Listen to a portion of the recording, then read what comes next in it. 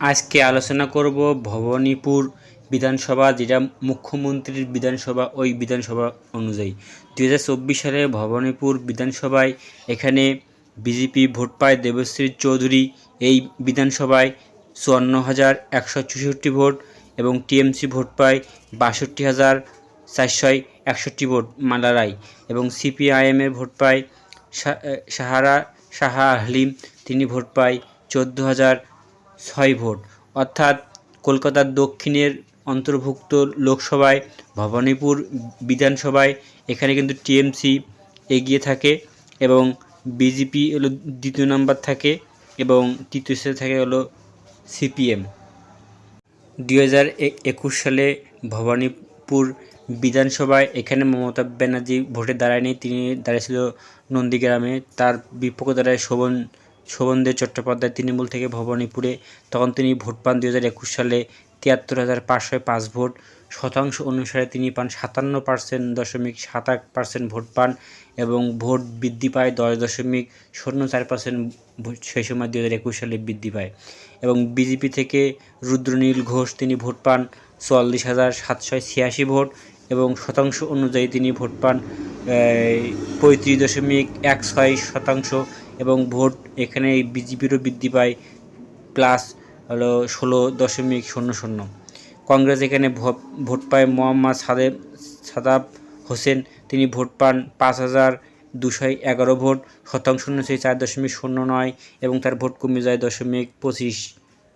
2021 সালে এখানে টিএমসি জয়লাভ করে 18,719 ভোটে জয়লাভ করে টিএমসি ভবানীপুর শোভনদেব চট্টোপাধ্যায়।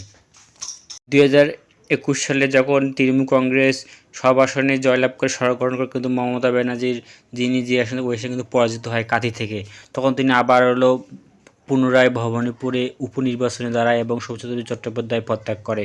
তখন তিনি নির্বাচনে তৃণমূল কংগ্রেস ভোট পায় 85,000, মমতা ব্যানার্জি ভোট পায় 85,263 ভোট, ভোট শতাংশ পায় 71.090% এবং বিজেপির প্রার্থী প্রিয়াঙ্কা টিরওয়াল, তিনি ভোট পান 26,428 ভোট এবং শতাংশ অনুযায়ী 22.29 এবং সিপিএম ভোট পায় সিরিজীব বিশ্বাস, তিনি ভোট পান 4,226 ভোট, শতাংশ অনুযায়ী 3.56% এবং এখানে মমতা ব্যানার্জি জয়লাভ করে 58,835 ভোটে এবং সেই অনুযায়ী তিনি বাই ইলেকশনে জয়লাভ করে তিনি মুখ্যমন্ত্রী পদটি তিনি রক্ষা করতে পারেন।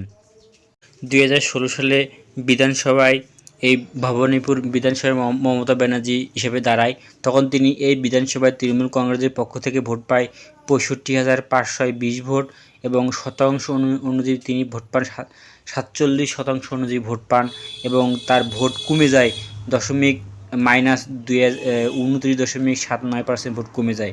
কংগ্রেস থেকে দেখা দীপা দাস মুন্সি, তিনি ভোট পান 40,219 ভোট এবং শতাংশ অনুযায়ী 29.26% এবং ভোট বৃদ্ধি পায় এখানে কংগ্রেসের 29.26%।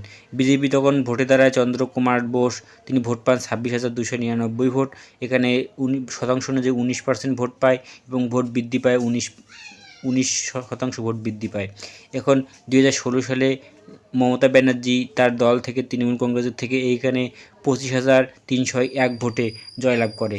এখন দেখা যাক এই আসনটি 2026 সালে মমতা ব্যানার্জি এই আসনটি দাঁড়ায় কি না দাঁড়ায়, যদি দাঁড়ায় ধরে রাখতে পারবে কি না পারবে, কারণ এটা মমতা ব্যানার্জির গড়ে পরিচিত।